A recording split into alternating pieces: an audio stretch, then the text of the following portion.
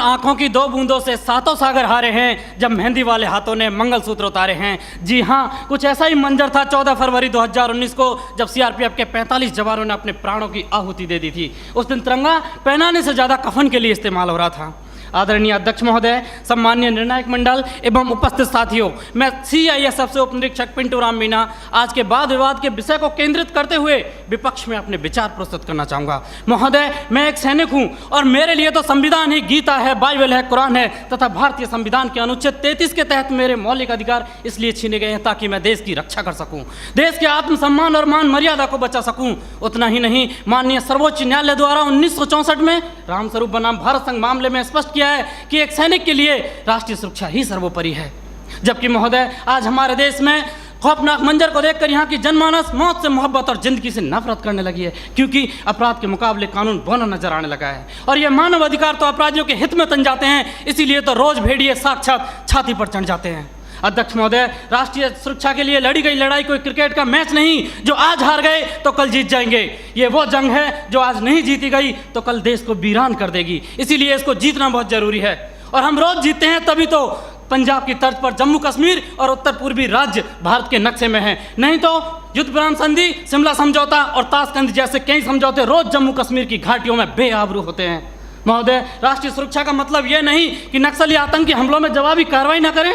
राष्ट्रीय सुरक्षा का मतलब आतंकवाद, नक्सलवाद, उग्रवाद को खत्म कर देश के कोने कोने में शांति स्थापित करना है। और अगर शांति स्थापित करना है तो आतंकवाद और नक्सलवाद को पोषित करने वाले तथा उन्हें हथियार मुहैया कराने वाले राष्ट्रों पर प्रतिबंध लगाने की जरूरत है। जरूरत है न्यायिक प्रक्रिया को सुधारने की, टेरर फंडिंग और साइबर क्राइम को रोकने की। आज जरूरत है राजनीतिक इच्छा शक्ति की।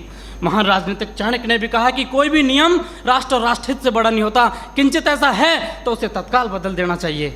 महोदय, आज के दौर में आक्रामक रवैया अपनाने वाले आतंकवाद, नक्सलवाद, उग्रवाद से लोहा लेना किसी युद्ध से कम नहीं और किसी युद्ध को जीतने के लिए पहल करने की आवश्यकता होती है। जबकि युद्ध जैसी अत्यंत निर्णायक पलों में एक जवान अपनी नौकरी की वजह से उतना ही कर पाता है कि सांप मरे या ना मरे, लेकिन लाठी नहीं टूटनी चाहिए, क्योंकि उसको डर सता रहा होता है कि जलील किया जाएगा उसे मानव अधिकारों की भरी सभा के अंदर।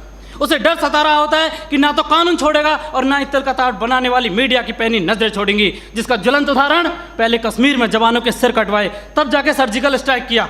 20 भारतीय सैनिकों ने गोली खाई तब म्यांमार में घुसकर ऑपरेशन ऑल आउट किया था।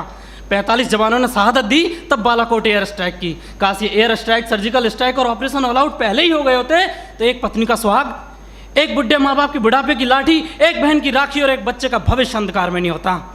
महोदय, डॉक्टर भी कैंसर का इलाज करता है तो संक्रमित कोशिका को काट कर फेंक देता है ताकि वो नासूर ना बने, और आज हमारे देश में आतंकवाद, नक्सलवाद और उग्रवाद तो उससे भी गंभीर समस्या बने हुए। ये एक नहीं, दो नहीं, तीन नहीं, हजारों निर्दोष लोगों की जान ले लेते हैं। महोदय, मेरे विपक्षी साथी किन दरिंदों के लिए मानव अधिकारों की दुहाई दे रहे हैं? उनके लिए जो विश्व के सबसे बड़े लोकतंत्र में सत्ता का गलियारा बंदूक की नली से नापना चाहते हैं, या फिर उनके लिए जो राजनीतिक शून्य, आर्थिक विफलता और अराजकता फैलाना चाहते हैं, या फिर उनके लिए जिन्होंने 38 भारतीय नागरिकों को इराक के मौसूल में मौत के घाट उतार दिया था और उनके घर वालों की पथराई आंखों को मिला भी तो सिर्फ ताबूत और ताबूत में मृत्यु प्रमाण पत्र, या फिर उनके लिए जो राष्ट्र विरोधी नारे लगाते हैं, अब जलम शर्मिंदा है, तेरे कातिल जिंदा हैं, कौन है अफजल का कातिल, भारतीय संविधान या सर्वोच्च न्यायालय? क्यों दरकिनार करना चाहते हैं मेरे विपक्षी साथी इन सब घटनाओं को? क्योंकि साथ सच्चाई को बर्दाश्त करने की क्षमता नहीं रह गई आपके अंदर।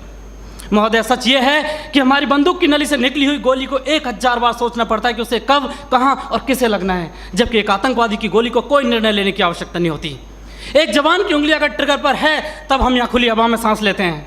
-40 डिग्री तापमान पर एक जवान अपनी हड्डियां गलाता है तब हमें सहूलियत मिलती है बुद्धिजीवियों की तरह बातें करने की, सहूलियत मिलती है संवेदनशील होने की, डिस्को जाने की और त्यौहार मनाने की। अध्यक्ष महोदय, सच्चाई ये है कि दुश्मन देश के बाहर ही नहीं, देश के अंदर भी हो सकता है। मंदिर, मस्जिद और गुरुद्वारे में भी हो सकता है, यहाँ तक कि सदन के अंदर भी हो सकता है, जिसे नकारा नहीं जा सकता। और ये मेरी जिम्मेदारी है कि बाहर भीतर हर तरफ देश की रक्षा करूं, और ऐसा करते वक्त अगर मेरे और मेरे परिवार के मानव अधिकारों को कुचलना भी पड़ा तो मेरे लिए सौभाग्य की बात होगी।